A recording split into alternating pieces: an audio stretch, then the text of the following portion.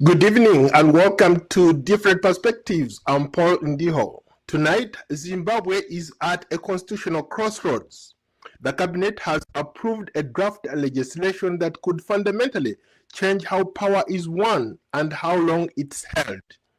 The proposal would extend the presidential terms from 5 years to 7. Shift the elections of the president from direct popular vote or universal suffrage to parliamentary system, and expand the Senate by allowing the president to appoint up to 10 additional senators. Gentlemen, ladies and gentlemen, we are about to unpack this, and we are going to take you to the person who has written extensively. He's a special guest on this program. He follows Zimbabwean politics. He's done a great amount of work on Zimbabwe. So very shortly, I'm going to introduce to you the guest who is going to lead us through this discussion. But if this bill is passed, these changes could allow President Mnangagwa to remain in office until 2030, despite current term limits ending in 2028. Now, for context, the government says this is about stability and policy continuity. The opposition is raising hell. It says this is a constitutional coup.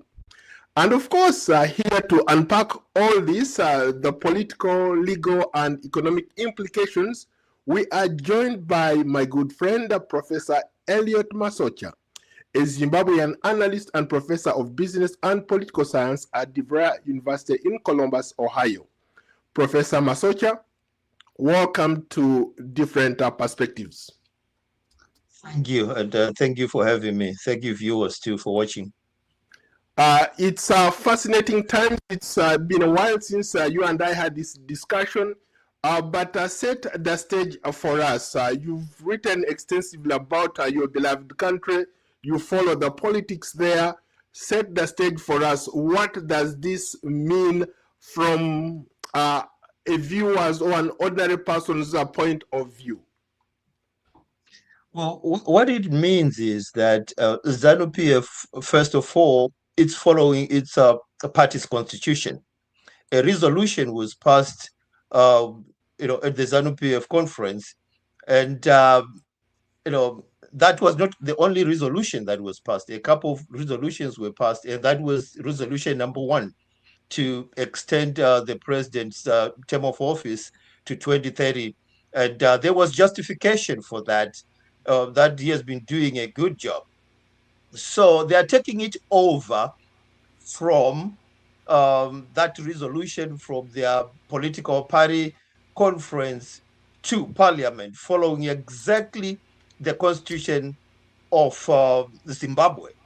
So it's normal what is happening right now, but it does not in any way that any bill that is tabled in parliament and voted for as this big resolution of changing the constitution and the president's term of office, it doesn't mean at all that is going to pass. It's something that is normal, that happens in a lot of countries, and those who are appointed to do that, they are just doing their own job. And each and every citizen of Zimbabwe, according to the constitution of Zimbabwe, is supposed to get a chance to do their job, to make sure the constitution is amended or not, to accommodate that ZANU-PF resolution. So that's what I'm seeing that is happening.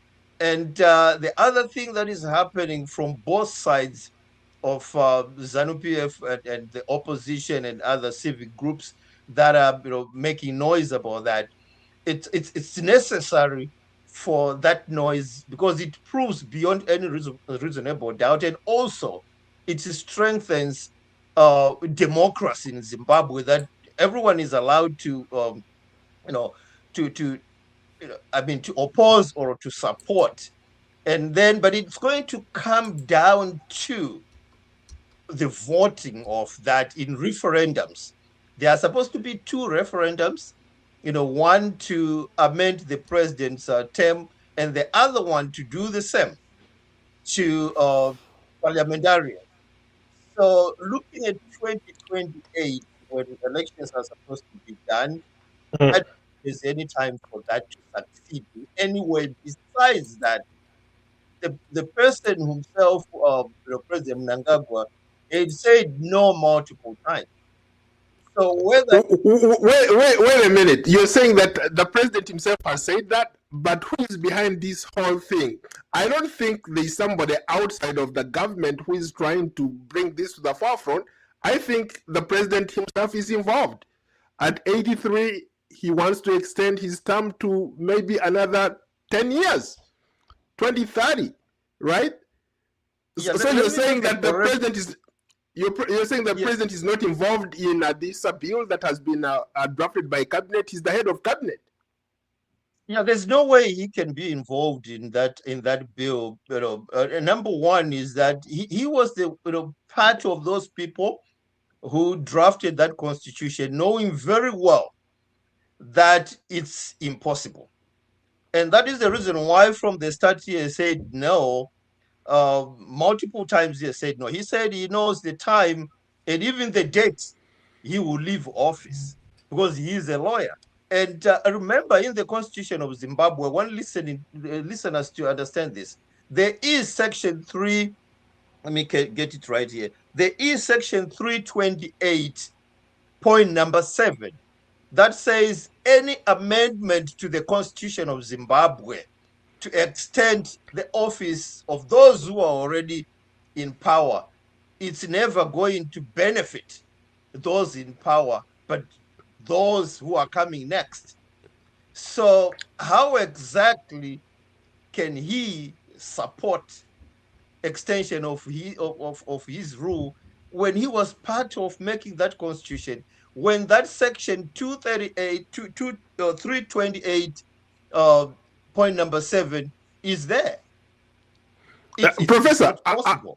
let me follow up on that. I'm not a lawyer, but any reasonable person would argue that there is absolutely no way a sitting head of state can bring something to the forefront. He's the head of the cabinet in Zimbabwe. This is something that could potentially benefit him. He's pushing it through cabinet. They're going to take it to parliament to be voted on, and you're telling me that he has absolutely nothing to do with it. Yeah, because he has no power to stop people of Zimbabwe to practice their constitutional right to pass on that bill in parliament. That's normal. He doesn't have any power. If you read the whole constitution, there is no power that the president can stop that process, except when it gets to his desk. If it is going to be a miracle for him to get it to his desk, as far as he has said, no, he will definitely veto it, because that is his only power, to veto it. But again, some of his powers is what he has already done. He has said no multiple times. And remember, this past week, few days ago, it was announced at a ZANU-PF conference by the secretary of ZANU-PF's legal affairs that he had spoken to the president 3 times, one time in August, another time in September, and the last and final time was this past Tuesday, asking him about that. And he categorically said, I told you before, I told the world, I am not going to go beyond my second term. And it's reported that he was actually angry for being, asking that multiple times. But again, he does not have power to stop people from practicing their constitutional right to push it on. If a miracle is going to happen, we're going to have 2 referendums before 2028, which is not possible. But the person they are trying to amend the constitution to stay in power, he does not want. In the constitution of Zimbabwe, there is nothing that can force somebody to accept what he or she does not want to do. Professor, we've seen this story happen across the continent. In East Africa, you have leaders who change their constitutions when it's politically expedient for them. They change term limits, they change age limits. anything is possible. So I will believe you when I see that happen. But how about the government is arguing that, for example, that they cannot do so much in the 5 years. They are arguing, they are saying that maybe an extension from 5 to 7 would allow them to complete their development programs from a governance point of view and business perspective. Does that really make sense? Is that somebody who is doing this not to benefit him politically? It can mean something for the next president, according to the constitution of Zimbabwe, not the current president. The current president took office knowing very well that he has an assignment to finish in 4 years. Therefore, if he fails to finish in 4 years and try to change the constitution, that's not going to happen. It's his failure that he has to live with. And then the constitution can be changed for the next president to enjoy more than 4 years. But as for now, it's not going to be possible for him to do that, because other constitutions in other countries, it might have happened, maybe because they don't have what Zimbabwe's constitution have. Section 328.7 may not be in the constitution of other countries. So the other countries, they can do that, fair and fine, according to their constitutions. But according to the constitution of Zimbabwe, it's not possible. It's not going to benefit him. It's going to benefit the next president. Besides that, he took office knowing very well, because this was not his first term, by the way. He was there before, so he knew his assignment. Just like what Professor Maduku was saying today, that if you enter an exam, in class at university, it's going to last for 2 hours. There is no way you can say, please give me 3 hours to finish. You fail in 2 hours, and that's it. And the president is accepting it that, well, I have done my part for the past 4 years, after I've done other 4 years as well. And besides that, he's also acknowledging his age. He wants to retire. He has been working for Zimbabwe for all his life. Just imagine you and me and everybody else in the world going to get your grandfather or grandmother of the president's age to come to work. So please, let's respect the president of Zimbabwe and allow him to enjoy his retirement, allow him to stand by his constitutional right of saying no. Whether he mean it or not, let's hold him accountable to his no and say, you said no, there's no way you are going to change from no. You did not only tell us in Zimbabwe to say no, you told the whole world. And he said that's what he will stand by, his no. I'm not a politician, but again, I'm going to maybe put a caveat. I will believe you when I see that happens. I've dealt with politicians. You're breaking up. Okay, I was saying that I've been to your country several times. I've seen how politicians are very creative when it comes to changing constitutions. You and I can agree that a constitution is a working document. There's nothing wrong with amending a constitution. If he has the numbers like he does, what stops him from amending the constitution to benefit him politically? From what I've seen, what I've read, from talking to people who are on the ground in Zimbabwe, they're telling me a totally different story. They're saying the president and his maybe core cabinet members are trying basically to overthrow the constitution.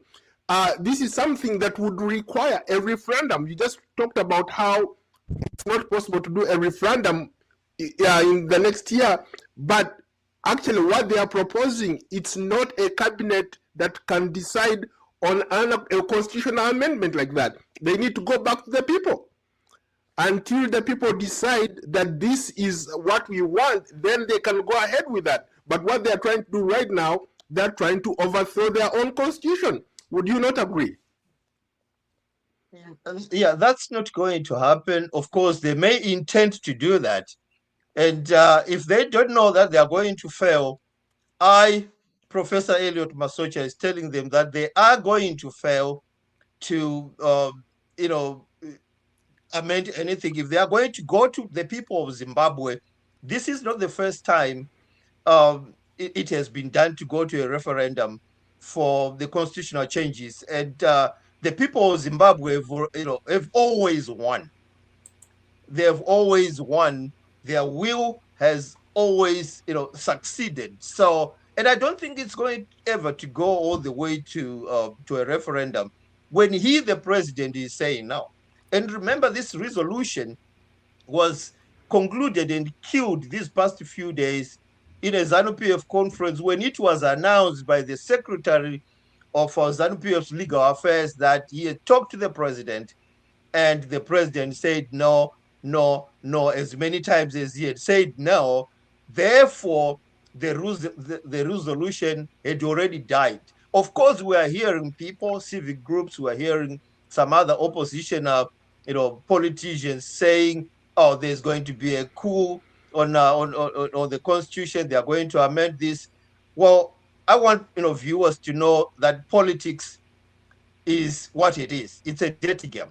They are playing politics knowing very, very, very well that nothing like that is going to happen. And it's within their constitutional right to, argue that way. And also, there are problems that happen not only in Zimbabwe for us to hear all these problems. But number one, the government in power may not know, I'm saying may not know how to communicate well to the public so that they do not panic, so that they can communicate to the public that it's the normal process that happens in amending the constitution, but it does not mean it's going to succeed if the majority of Zimbabweans do not want it in a referendum. So there should not be any panic. There should not be anybody going in the streets and risking their lives, demonstrating on something. If they are allowed to, exercise their constitutional right, let them speak at the ballot box. But to your point, I just wanted to go back to a point that you made earlier. Let's talk about expediency. As we speak right now in Zimbabwe, there's almost no opposition. All those popular parties, MDC and all the other popular parties are in disarray. What has happened to them? The current government has figured out a way to disorganize them and destroy them politically. So what the president and his cabinet are looking at, they're looking at a vacuum. So they're taking advantage of what's going on currently with the political parties. There is nobody to challenge him. So what stops him from coming up with this quote-unquote amendment of the constitution without going to the people, but going to his cabinet? There is no cabinet on this planet Earth that is not going to rubber stamp what their boss says. As you and I know, in Africa, the president's word is all that matters. So if you are telling me that all this is just they're just trying to play politics, no, these guys are serious. They want to amend the constitution so that this guy can have an extended term, maybe die in office. We've seen that happen before. Mugabe played the same games. His predecessor, he worked under Mugabe. The ZANU-PF hasn't changed that much. It's been the same party since independence. So are you telling me that what we are reading, what we are seeing, the intent of these guys, it's all false? No, it's not false, but what is false is that it's going to succeed. Okay. And the other thing is that ZANU-PF may have compromised the opposition to be as wicked as it is, but I don't think ZANU-PF will succeed in compromising the people of Zimbabwe to vote for that amendment in a referendum. And also, I don't think we'll ever get to the point of having those two referendums before 2028, because there is no time for that. Absolutely, there is no time for that. And again, I don't think anyone will ever succeed to force President Mnangagwa to accept that extension to 2030. It has already been announced to ZANU-PF members in a conference that he said no, and the resolution to change the constitution has been put to rest in ZANU-PF. How about for people who are arguing that, for example, one of the proposals says that they are going to end the direct popular vote. In other words, most people call it universal suffrage, where instead of people showing up on election day to vote for the president, to vote for members of parliament, they're instead going to vote for a political party, let's say ZANU-PF. And if ZANU-PF garners enough members, they create a government, and that in a way helps them to keep moving forward, keep running that country, instead of giving other people a chance. They are proposing to move away from that popular vote where they would compete at a presidential level and go to a parliamentary system, just like the United Kingdom does. I think in Africa, the country that does that is Ethiopia. Ethiopia also has a parliamentary system. There are other countries that have had that are also proposing. So basically, this is trying to circumvent the constitution and come up with creative ways of doing things. Your thoughts about that? Well, I would want to hear, anybody who is going to tell me how they are going to go around section 328.7. How that says, any amendment to the constitution is not supposed to benefit those in power. How are they going to repeal that? And then again, 2028 is not far for two referendums, to be done. And doing all that to a person who said no, what benefit does it have to a country? The person said no, and you want to keep on wasting money, wasting resources, instead of using it to develop the country. So it will be a waste of time. And I don't think the international community is going to listen to that. He has already announced to the international community, and there are international businesses in the country that are looking forward to a smooth transition of power from the president. And I don't, we look at the way the president got in power. When somebody was removed, the way he was removed and he got in power, do you really think a normal person would want to stay in power more than necessary for such things to happen? He's not, I don't see at any point he will ever change his mind and say yes. No matter how much people are going to do whatever they are going to do, the president of Zimbabwe is likely feeling his body and his age, and that he has done enough for Zimbabwe. He can actually contribute more after he has left, maybe in a council of elders. That's an honorable position for any former president to have, other than staying in power when there are, violations of the constitution. I've covered Zimbabwe extensively. I've been to your country. I covered the first election when Mnangagwa was elected as president. I covered the second one when he was also running and won for president. But there is something that maybe we are not getting. I've covered also a lot of African politicians. Most of them tend to think that they are smarter than the people they serve, which I see happening in Zimbabwe. They're trying to use the same template that Mugabe used for all these years. He had no opposition, no legitimate opposition that was challenging him. This guy is enjoying this right now, and he's trying to take advantage of that and say, hey guys, nope, let's change the constitution because nobody is going to challenge me in court. I saw something that was written by your justice minister, where he was saying that this bill will be gazetted and sent to parliament. Does the ruling party have the numbers to pass this? Of course they do. But shouldn't the Zimbabweans be the people to decide how that goes forward?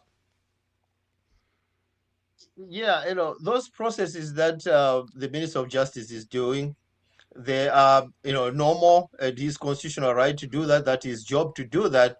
But what happens, that's not the end of it. It can be approved in parliament, fair and fine. And then there are processes that are supposed to be done before 2028, like a referendum. And the process to convince the president to, really accept that has already been done. And the president has already said no. So I don't know which president they are trying to extend his power to 2030 when the current president has said no.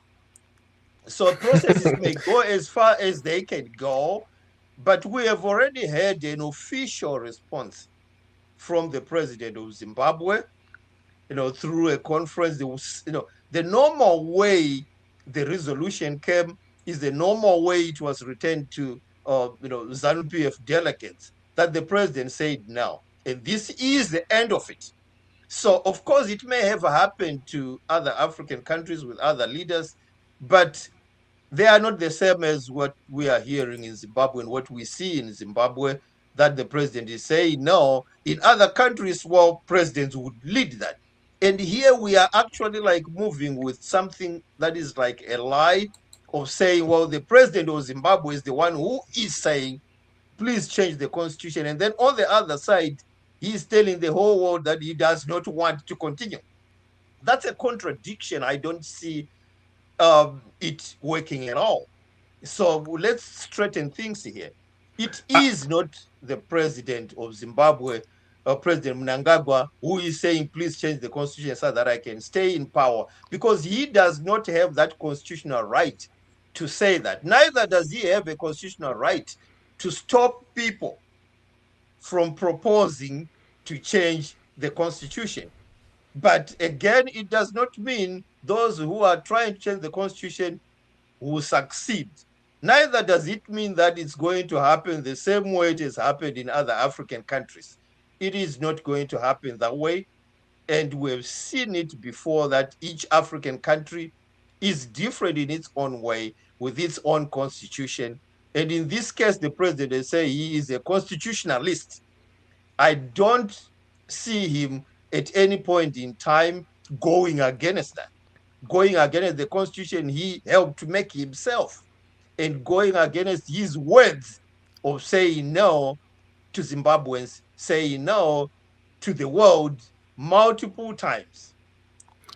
Are you suggesting that he is a constitutionalist when it's politically expedient for him to benefit from him? Are you also just saying that he's not the person saying that they should go and amend this constitution, make these amendments? Who is saying it? Is it the opposition that has brought us to this conversation?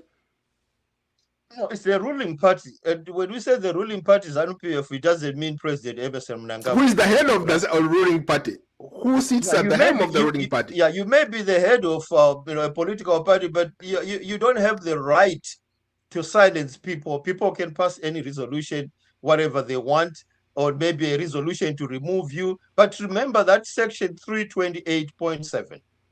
Okay, no matter what they are going to do, it's 100% impossible to benefit him. Okay, it's 100% impossible to benefit him without the international community's intervention that we have seen before. And what benefit is he going to get to go against his word, to go against the Constitution, to go against section 328.7 and stay in power, a person of his age? He has already said no. He knows the time. Paul Biya is 93. He's still running strong. Yoweri Museveni in Uganda is over 80. He's still running strong. Yeah, they are not. Obiang of Equatorial Guinea is in his late 80s. He's still going strong. Yeah. What stops Mnangagwa from doing the same thing? After all, he's in that club. He's in that club of these leaders. Exactly. What is going to stop President Emerson Mnangagwa is the constitution of Zimbabwe. Those countries you have mentioned, they have their own constitutions and their own way of doing things. But again, the president has said the constitution of Zimbabwe that I helped to draft has already stopped me from doing that. And even the takeover that happened from the previous president to the current president was done in a way that was never done in Africa. So whatever has happened in other change of positions, whether a coup or not, the way it was done in Zimbabwe was even commended by the international community, that it has never been seen in the history of the world where such takeover of power is done in a humane way, where people can sit down without a war happening and without any president being arrested, killed, or whatever. So Zimbabwe is different from all those countries. It looks like we are having some huge following on social media. I see there are a lot of people watching this program live. Thank you all. Let me give a shout out to those people who are watching us.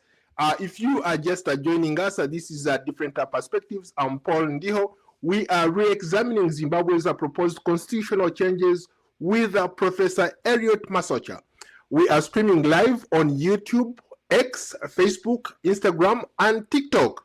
You can also follow the full conversation on Substack and Spotify.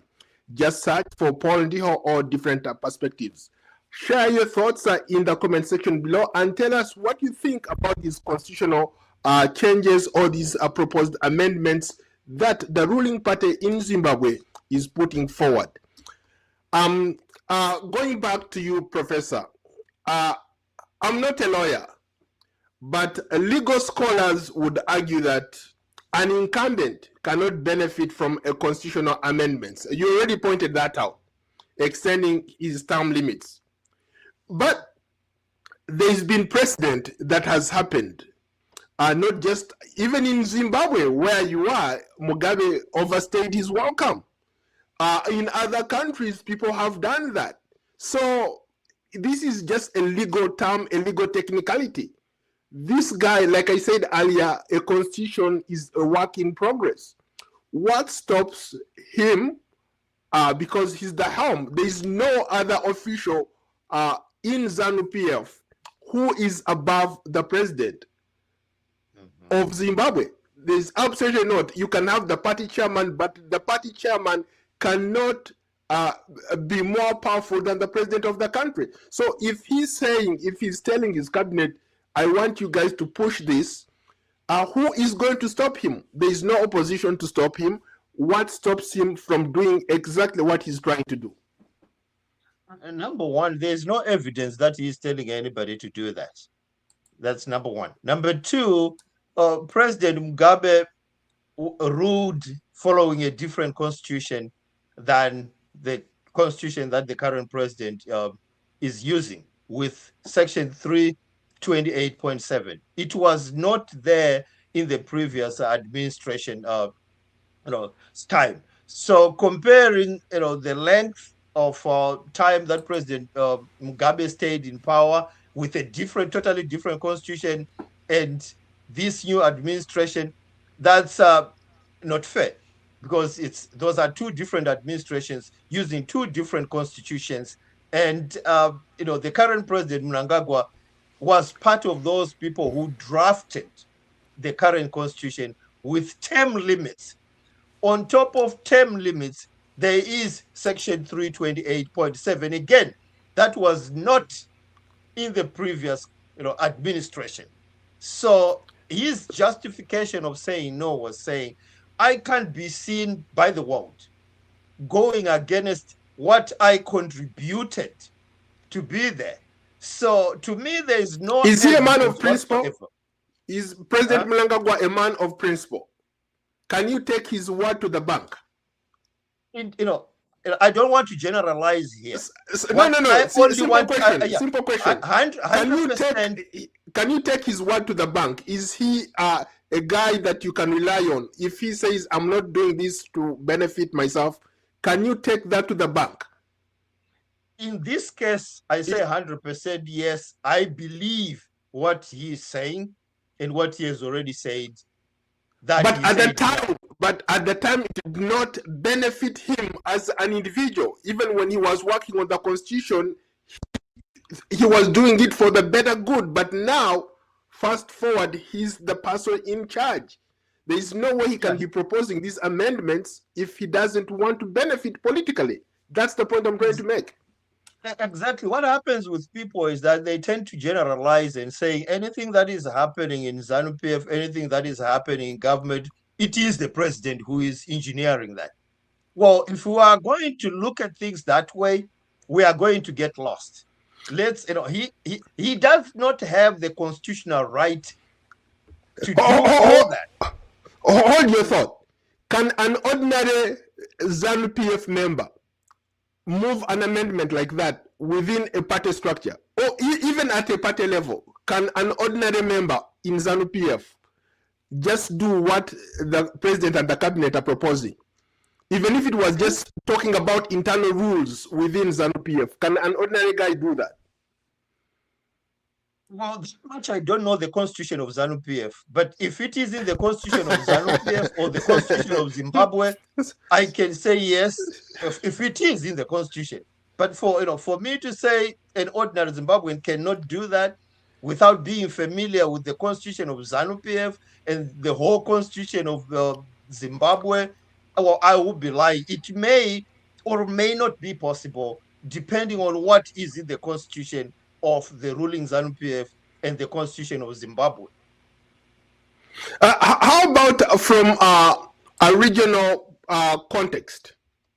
SADC, for example, emphasizes respect for term limits.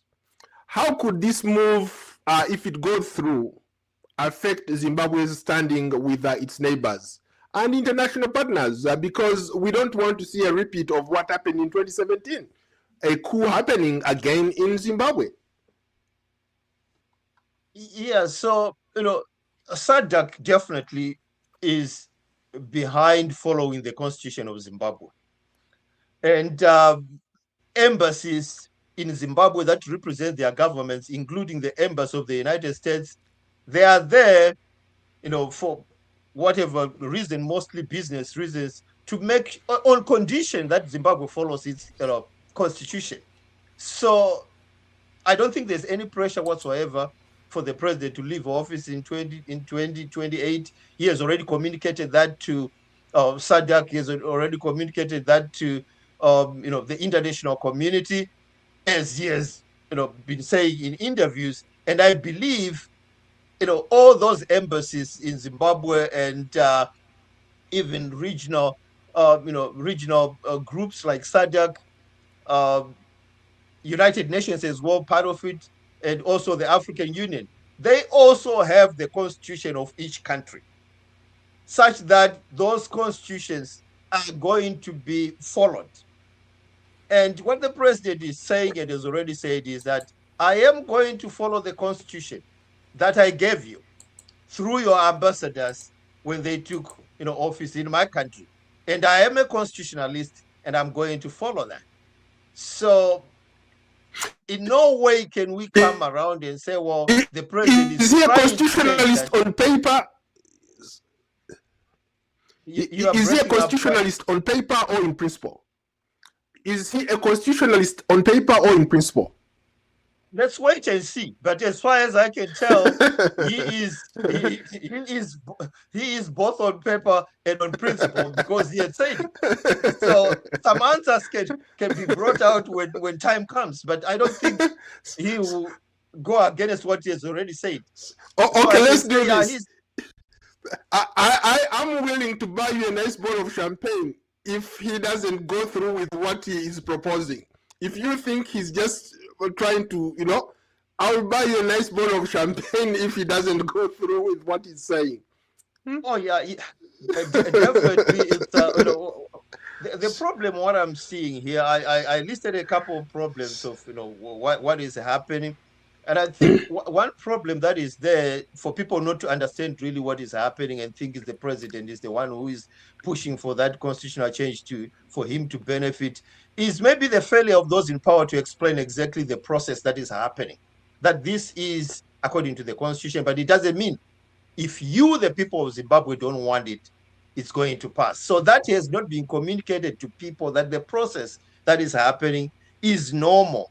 And again, lack of education about the government and the constitution, as happens here in the USA. Primary school kids, they take courses on the constitution of the USA, and there is the Constitution Day in the United States of America, where everybody is encouraged to be familiar with the Constitution. In Africa and in Zimbabwe, we don't have that. For people to really be familiar that, they have this constitutional right, the president doesn't have this constitutional right. There is not that. And again, number three, it's politics that is being played. Let's remember what politics is all about. Politics is a game, number one. Number two, politics is a dirty game. So I'm not going to go in details about that, but it has already been said throughout the whole world that politics is a dirty game. And I'm not saying it's a game of killing people or whatever, but it's a game that is played in different ways, and we can see it being played in Zimbabwe right now. Number four, well, it's unfortunate that me and you are part of those who are in the media, but the media industry survives on sensitizing things. No, we're not sensitizing anything right here. We are looking at facts, which is okay for people to involve people, to debate, but it's an industry.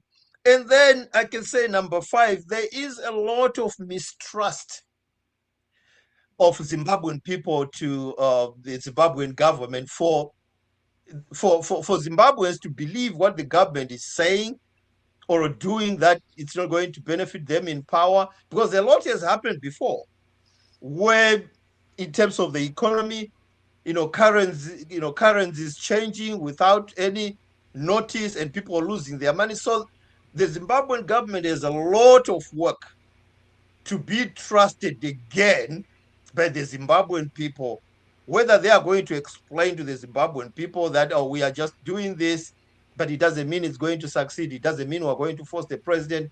People have lost trust, which is a big thing for the upcoming administration, to make sure they are going to invest in the confidence of the citizens of Zimbabwe, such that we may work towards, developing the country.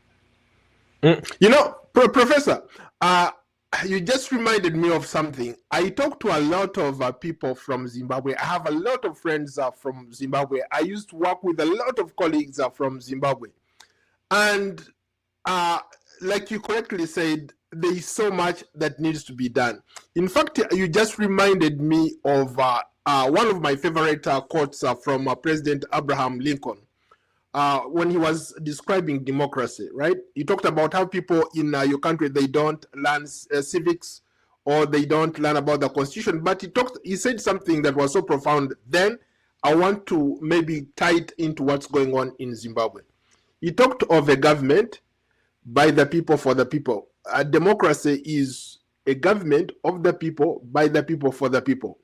From your analytical point of view, from what you've done, looking at it from that angle, do you think the current government is a representation of the people, by the people, for the people, or it's for some people, by some people, and for whoever is selected to be part of that? There are a lot of young people on the streets that I talk to in Zimbabwe who have absolutely no relationship with the government. Some of my former colleagues here from Zimbabwe, people, my friends who are based here in Zimbabwe, they have absolutely no connection with the government. Your thoughts? Okay, my thoughts is, I think number one that I said here, the inability of those in power to explain exactly that there is a relationship, between people and the government, and also, lack of knowledge of the Constitution of Zimbabwe. There is a strong relationship through, we can say, councillors in the villages that people vote for, through the members of parliament. Those are representatives of the people. Not everybody is supposed to go in the parliament of Zimbabwe, that they have their representatives that are in parliament. So we can talk about maybe, the president got in power because of this and that, because it was not fair. But what about your councillor in your village? that you have chosen to represent you? What about, the MP themselves? So if people are going to be educated, just like here in the United States of America, children are educated in school, that you are part of the government, because the government is for the people, by you. There is not going to be a government without the people of Zimbabwe. But there is miscommunication that people will end up believing that the government is not there for them. Of course, I'm not painting a rosy picture for the government in power, because there are things they are supposed to do as well. For example, working hard on being trusted by the people of Zimbabwe. And for example, when they took over power, they said they were going to create so many jobs for the youth. Where are those jobs? So the government has failed to prove itself for people really to feel that they are connected to the government. And also the idea of failing to communicate in plain language, the language people know, all the way to the villages, that we are here for you. But again, let's be honest here. Actions speak louder than words. No matter how much the government is going to tell people that, if on the ground people don't see change, they will be wasting their time. A lot of people, as you have said, the youth, there are no jobs. People are not being, maybe taught how to create their own jobs, looking at what is happening, right? There's a lot of, rural to urban migration, a lot of poverty. So the government may try to communicate, but communication without action is not going to change people's views at all. And, I am in support of those people who don't see connection with the government, because they don't see actions that benefit them individually. The government maybe does not have tangible things in their hands that you in the rural area, you who is crying, this is what we have done for you. Do you see it or not? I go to to Zimbabwe every time since I came to the US in 2000. I have gone 18 times, and I go every year, right to the village that I also helped to develop. And I hear stories that we've been independent since 1980. We haven't seen this. So where is the government?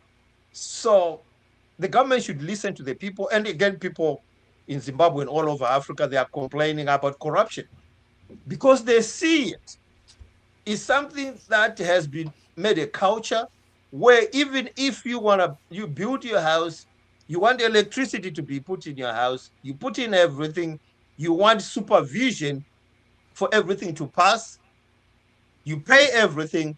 Somebody will tell you that you have to give a thank you note before somebody comes to do their job. There is, Zimbabwe's anti-corruption, of course, for a purpose, and that alone was set by the government, acknowledging that there is corruption.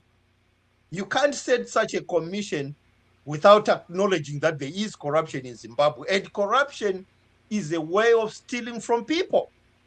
And no wonder why people are saying the government is not representing us, because they see corruption on a daily basis. So the government has a lot of work to do. Let's touch very briefly about the opposition. Where is opposition in this fight? I have been looking at people talking. I've looked at pundits. I've looked at some professors like you discussing the current situation, but I'm not seeing opposition voices. Where are the opposition leaders?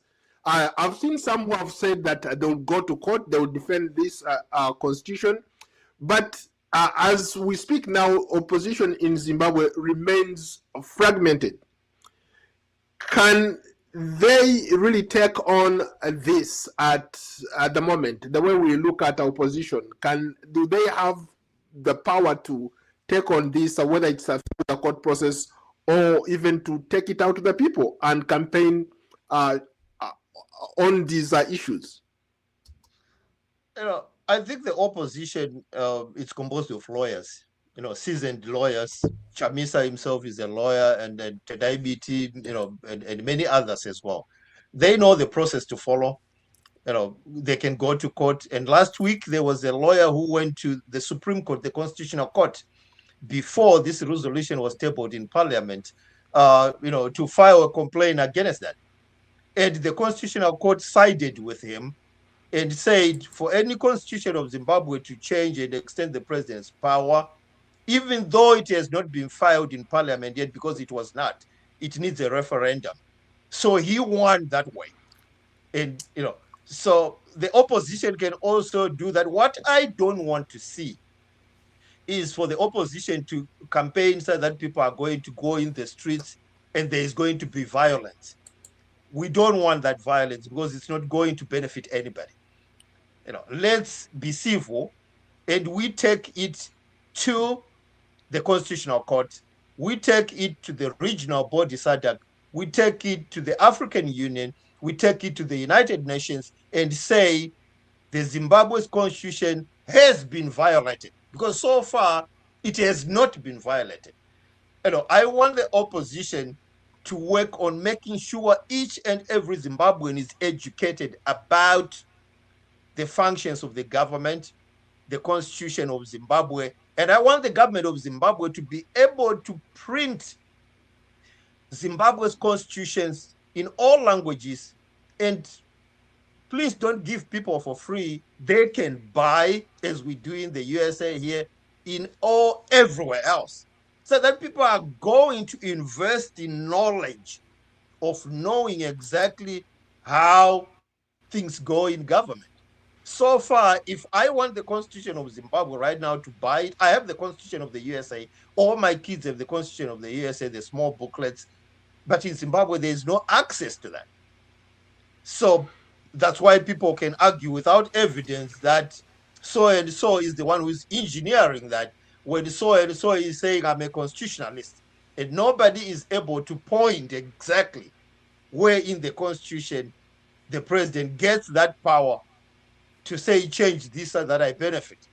Because it's kind of like illiteracy in terms of the Constitution. And we don't want that. It will cause violence for nothing when things are laid bare. But speaking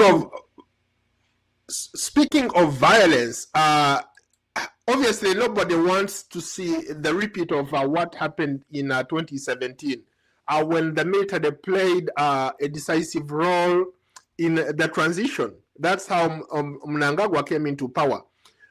Looking at it from that context, how important is the current military's posture to silence or support this 2030 agenda? Is the military in anywhere near this agenda? Are they in favor, or it's something that they haven't even discussed?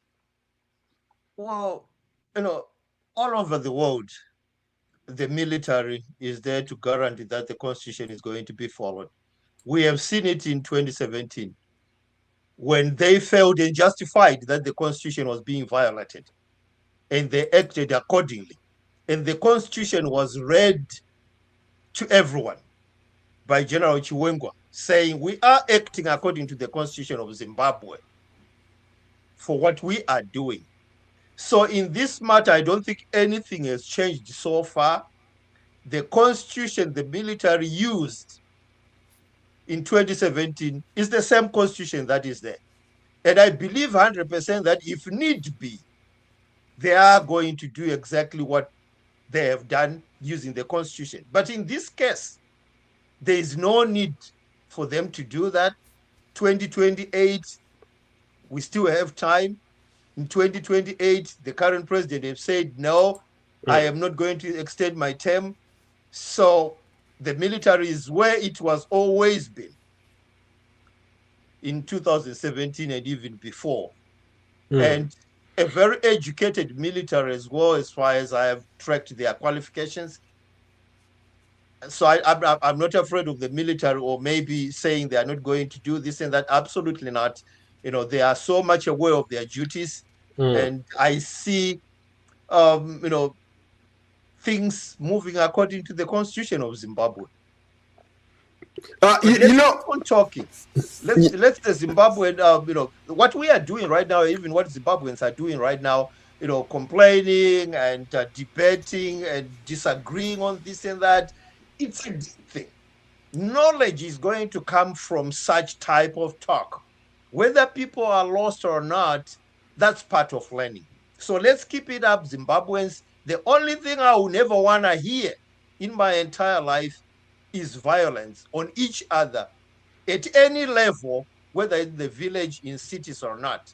Let people talk, but people should never fight on politics. Let's unite and build, our individual economies. And I have a program on one radio station in Zimbabwe that is 100% going to be dedicated on the best way to build your individual economy that will never be affected by any government in Zimbabwe or beyond. So I'm available to teach people that, and also tell people and even teach them that violence doesn't benefit anybody. I like that. I entirely agree with what you're saying there. Violence does not benefit anybody. Let's advocate for constructive criticism, constructive engagement when it comes to some of these issues. But finally, before we go, we're almost out of time. Supposing these amendments pass, what message does this send to the younger people that we talked about earlier, who have no jobs, who have no hope, who have lost faith in the leadership, who have lost faith in the country that they call their beloved country, who are hopeless? They don't have anything to aspire to. What does this mean, supposing these amendments pass? Okay. If this amendment is going to miraculously pass, which it is not going to be, what it means from a business standpoint, it means that each and every one of us should invest time to learn how to create their own economies. That's one thing I would say. That's the message, because, whether it is not going to pass or not, whether the president is going to leave office or not, we are not going to wake up tomorrow in Zimbabwe or in Africa with jobs for everybody. So let's be clear about that, suppose the president is going to continue, or suppose the president is not going to continue, a new administration is going to come, the situation for most of us is not going to change until we change ourselves. So there are programs, there are books, and as a matter of fact, I have bought a lot of books, just financial books, just to go and give people of Zimbabwe that politics can go the way it can go. But let's not expect manna from heaven. It's way over. Manna from heaven is going to come from what we do for ourselves in creating our personal economies, that if we put together our individual economies, we are going to develop ourselves, our villages, our cities, and our country far much better than anything else. So the vacuum is here, an opportunity is here to learn how best each of us can create their own economies. It has been done. Please search my name on Google. Just type my name. You're going to see a list of what I have done in my village in trying to create each and every person's economy. Because a country is built by its citizens, as the president has said. So if you are a citizen, look around yourself and see, well, what have I done for me and for the next person? Because if you light a lamp for someone else, it is going to brighten your path. That's a Buddha proverb. So let's light lamps for some other people with knowledge, with donations, and we're going to develop ourselves. Well, I think that's the best way, I guess, to end this show. Professor Elliot Masocha, thank you so much for your insights. Thank you very much. You're welcome. Let's do it again. Absolutely. And for those of you joining us tonight, to our viewers, we say thank you. I saw a lot of people who are following this program. Keep those comments coming. Please share, like, And tell your friends about what we are doing here. We are trying to promote you in Zimbabwe, promote programs like this that spotlight your countries. And of course, don't forget to follow me, Paul Ndiho, on YouTube, X, Facebook, Instagram, TikTok, LinkedIn, Spotify, and Substack. Just search for Paul Ndiho or Different Perspectives. Subscribe, share, and keep the conversation going. I'm Paul Ndiho. Good night and so long from Washington. Thank you again, Professor. Stick around for a minute. Thank you. Okay, thank you.